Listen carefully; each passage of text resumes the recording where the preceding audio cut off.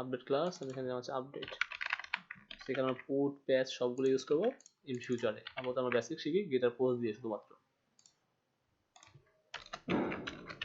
Update, তো খুবই simple. আমরা যখন মডেল নিয়ে কাজ করবো তখন এগুলো নিয়ে আর ভালো আলোচনা করতে পারবো। আবার একটা পুট আমরা শিখে রাখলাম, আর কিছুই না। ওকে, সো আমি এটা কপি করে নিচ্ছি। আপাতত সেম থিং, আমার ক্লাস নেম লাগবে, সেটা লিখলে okay. So class name request class name, fine. So DBT এখানে আইডি যে পাস করছি আইডিটাও লাগবে, কারণ স্পেসিফিক আইডিকে আমি আপডেট করবো।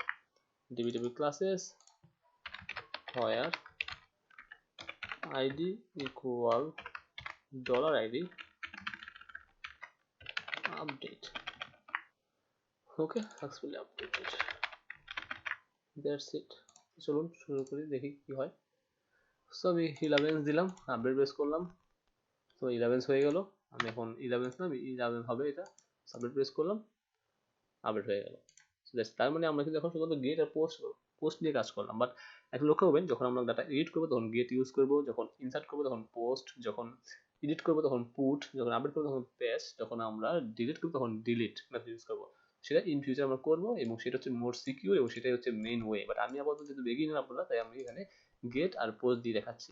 ওকে, so guys, thanks for watching. Next good হয়ে গেছে।